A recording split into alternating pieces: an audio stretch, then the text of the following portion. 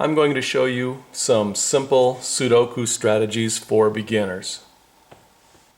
The three strategies I'll focus on today are rows and columns, boxes, and top, middle, bottom. First strategy I will show you is using rows and columns. We need to find a row. Rows go across like this. Columns go up and down. Each row has the digits 1 through 9, and each column has the digits 1 through 9. So I want to find a row that has most of the digits filled in. For example, this one right here. Okay, this column is missing 3 numbers. It's missing the 1, the 5, and the 9. It's missing 1, there's 2, 3, 4, it's missing 5, 6, 7, 8, and it's missing 9. So I know that this has to be a 1, 5, or 9, this has to be a 1, 5, or 9, and this has to be a 1, 5, or 9. I don't usually write these in, but I'm going to do it just to help you see. That has to be a 1, 5, or 9. This has to be a 1, 5, or 9. And this has to be a 1, 5, or 9. Now, when I look in this first cell, I can see when I look down, there's a 1 and a 5 in this column already. Since it cannot be a 1 and it cannot be a 5, it must be a 9. All right? Now the 9 is used up. That tells me that this has to be a 1 or a 5, and this has to be a 1 or a 5. Well, I can see right here, there's a 1. That can't be a 1, and it can't be a 9, so it must be a 5.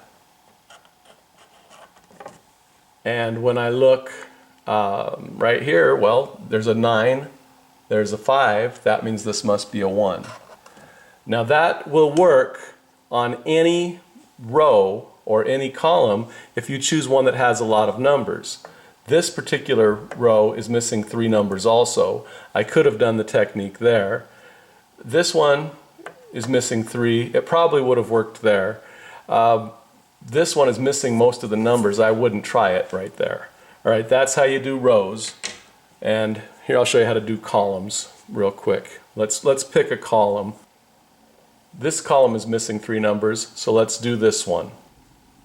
Okay, in this column, the first thing we need to do is figure out which numbers are missing. I can see the 1, 2, 3, 4. We're missing 5, 6, 7, and there's 8 and 9. I don't usually write these down, I'm just doing it to show you. 5, 6, 7, 5, 6, 7, 5, 6, 7. Now I look across and I can see there's a 7 and there's a 5.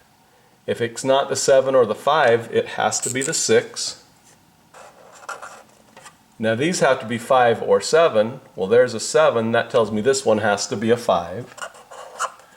And therefore, the only number left is 7.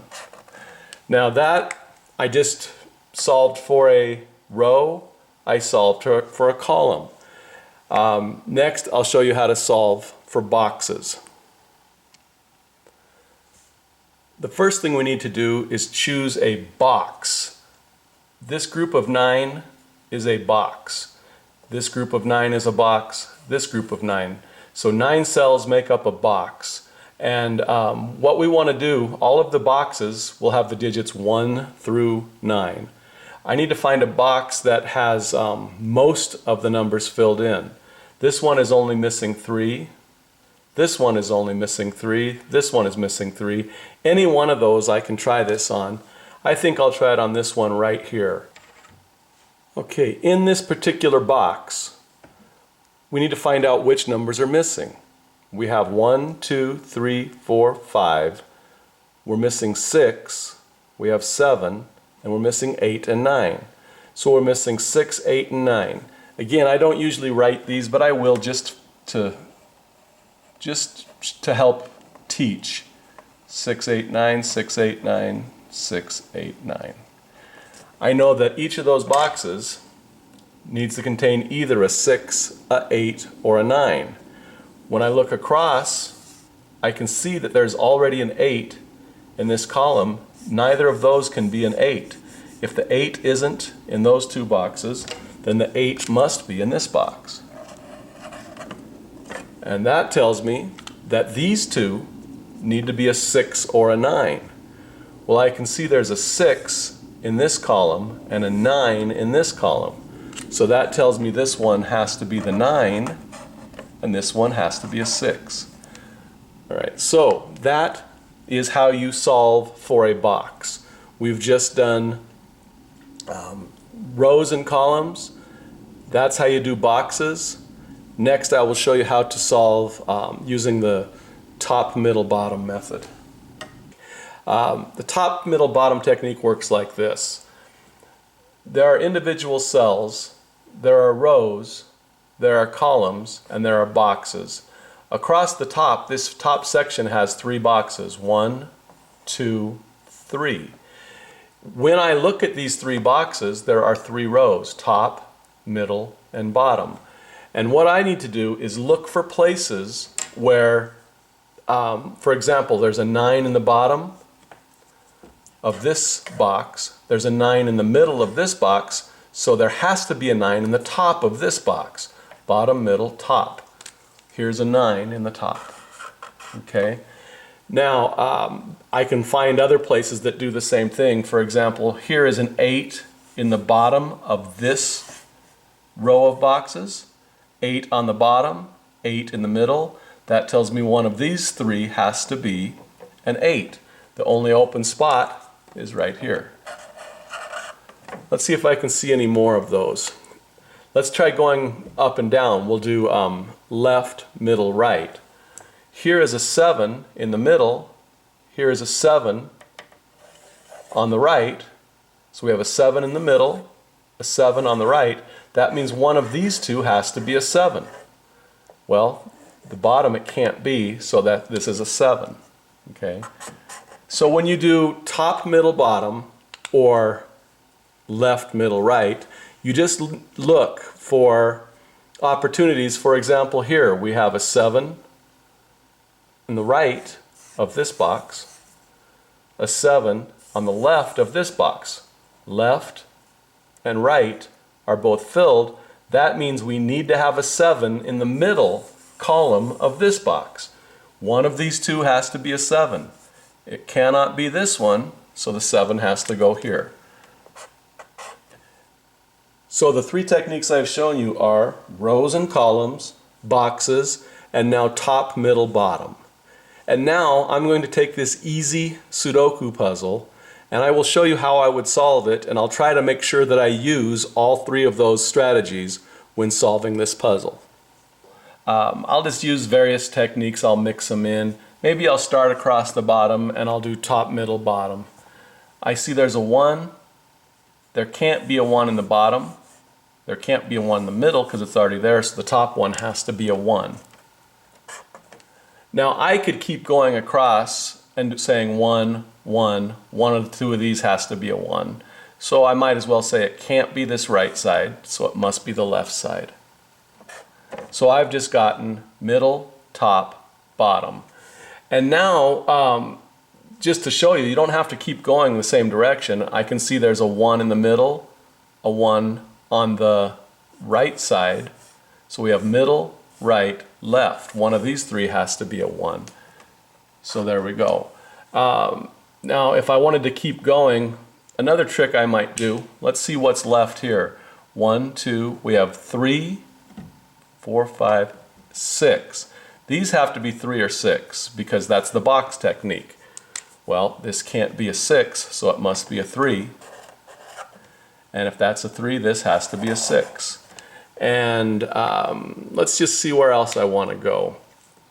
If I were to look up and down right here, I might try the column technique. Let's see if it works. We have 1, we're missing the 2. We have 3, we're missing the 4. 5, 6, 7, 8, 9. We're missing a 2 or a 4. So we have to look here and see if there's a 2 or a 4. Well, there's a 4 right there. That tells me this has to be a 2, and this has to be a 4. And let's just keep looking around and see what we can come up with. Maybe I'll do the column technique across here.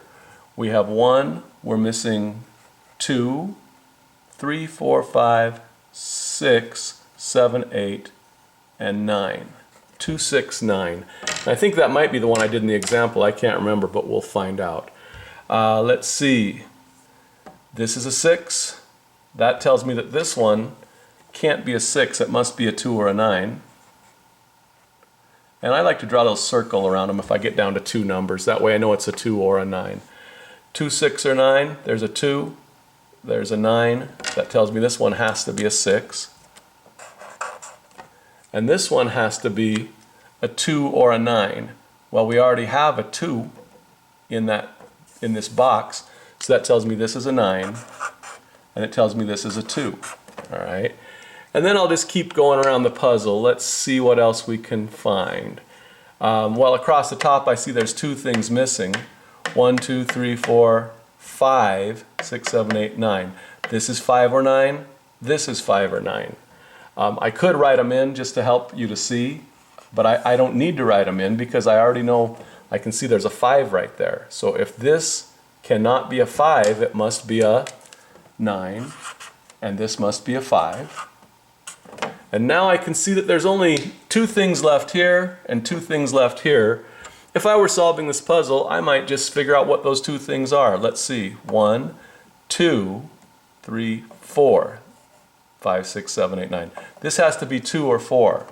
I like to put a little 2 and a 4 and circle them. 2 and 4 and circle them.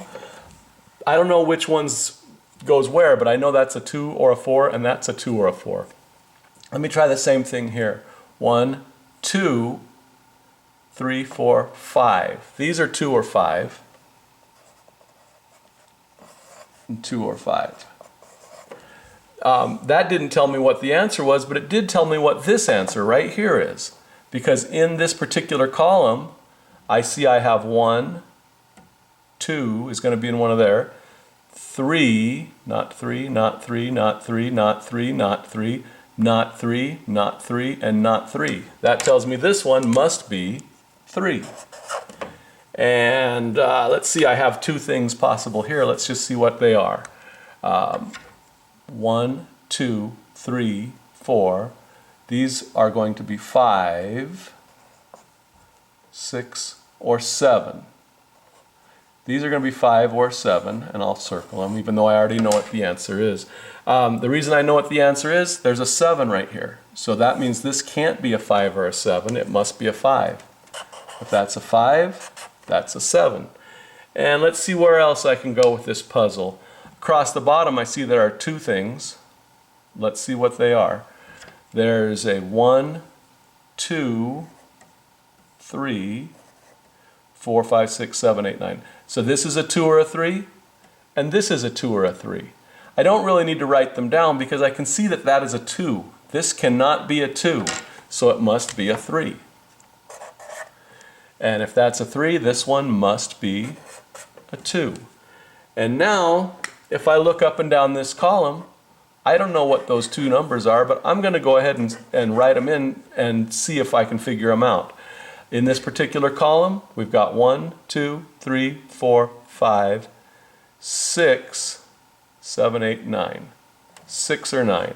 So this is a 6 or a 9, and this is a 6 or a 9. Well, I can see right here this is a 6. This cannot be a 6. If this is not a 6, it must be a 9. There's a 9, and that means this is a 6. And let's see what else. Well, we can try the box technique on here since we're down to 3 numbers that are left. So let's see what those 3 numbers are. We've got, and I'll get rid of this 6 and the 9 just to get out of our way. Get rid of this just to not confuse us. All right, so we have 1, 2, 3, 4, 5, 6, 7. So these are 3, 4, or 7. And if I look, I know that the 7 cannot be in either of these. if that can't be a 7 and that can't be a 7, then this has to be a 7. All right? And then all that's left right here is 3 or 4. And when I look across, there's a 3 here. This has to be 3 or 4. It's not a 3, so it must be a 4. And that means this must be a 3. And now if I use the column technique, there's only one thing missing in this column. And I don't know what it is, but let's figure it out. 1, 2, 3, 4, 5. There is no 6. That tells me this one has to be a 6. And now if I wanted to, and I can look right here and tell you that I know what this one has to be because there's only one thing left using the row technique right here. 1, 2, 3, 4, 5, 6, 7. This has to be an 8. And there's the 9. Now normally I don't jump around like this. To be honest with you, I do a whole lot more just top, middle, bottom, and I'm pretty methodical. But I'm trying to show you how to mix in these 3 different techniques, just to kind of have beginners get an example of some different ways they can approach things. Now here I've got 2 things left in this box. Let's go ahead and see what they could be. 1, 2, 3, 4, 5, 6, 7. These have to be 8 or 9. 8 or 9, 8 or 9. This is an 8. That tells me this cannot be an 8. If this is not an 8, the only thing left is 9. And if that's a 9, this has to be an 8. And now, again, using the row technique, there's one thing missing. I don't know what it is, but I'll just check and see. We've got 1, 2, 3, 4. There is no 5 there, no 5 there. This has to be a 5. So I'll put the 5 in. And let's see what else we have to work with. Next place I might go, let's try the left, middle, right technique going up and down because we have a lot of spaces. I could try the row technique here or there, or the box technique here or there, but I'm going to try left, middle, right, just to see. All right, so we have 9 in the left. That tells me one of these 2 has to be a 9. I don't know which one it is, but I'm just going to put a little box there. And down here, this cannot be a 9, so one of these 2 has to be a 9. All right, now let's go on to the 8. We have 8 in the middle, 8 on the right. That tells me one of these 2 has to be an 8. Well, I know that this is not an 8. If this is not an 8, then the 8 must go right there. So I'll put an 8 up here. And I just did 9, 8. Now I'll go on to 7. 7 on the right, 7 on the left. One of these 2 has to be a 7. It can't be this one, so the 7 has to go in this box. I just did 9, 8, 7. Let's try 6. 6 tells me that this is a 6 in the middle. And when I look up here, I know that these bottom ones cannot be a 6. And this middle one can't be a 6. So if none of those are 6, and that's not a 6, that tells me a 6 has to go on the right. So we have a 6 on the right, a 6 on the bottom, and a 6 on the left. And I'm just going to keep doing the left, right, middle, even though I can see, I know that I could narrow that down to 2 numbers, and I might be able to use the box technique here, but I'm just going to keep going like this. So I did 9, 8, 7, 6, let's try 5. We have 5 on the left, 5 on the right. That tells me we must have 5 in the middle. And then another thing we can do right away, I just put a 5 here. I know that's a 2 or a 5. Now I know it can't be a 5, so this has to be a 2. And if that's a 2, this one has to be a 5. And my eye goes over here and says, wait a minute, if that's a 2, this has to be a 2 or a 4. It can't be a 2, it must be a 4. And this one has to be a 2 or a 4, so it must be a 2. And I'll just keep going. I did 9, 8, 7, 6, 5, I think I was on. Yes, now 4. Let's see. One of those two is a 4. I'll write them down. Let's go ahead and write whatever they're going to be. But 4 will be there or there, and 4 will be here or here. So let's see. This is going to be a 4 or a 4. And then 3, 2, 1. So this is a 1 or a 4, and this is a 1 or a 4. Now I could keep going and do 3, 2, and 1, but my eye just looked down here and saw this 1. That tells me that's not a 1. If that's not a 1, it's got to be a 4. And this has to be a 1. And now if I want to stick with the left, middle, right I was doing, we have 4 on the left, 4 in the middle, 4 on the right. But the nice thing is I know that one of these two had to be a 9. Well, that one's a 4, so this one must be a 9. And I could keep doing the left, middle, right, but it's kind of silly because there's only one box left here, so I'm just going to fill that in. Let's see what it is. 1, there's no 2, there's no 2, there's no 2. Tells me this one has to be a 2. And now we are down to two things here, a 9 and something else. I think it's going to be a 1. I know it's a 1 because I just did the left, middle, right. I saw 1 on the left, 1 on the right. One of these has to be a 1. Well, it must be the top. If this is a 1, this one has to be a 9. All right, now I took a little while solving that. Normally when I solve puzzles, like I said, I'm a little more methodical. I tried to mix in the rows and columns technique more than I normally would, the box technique more than I normally would.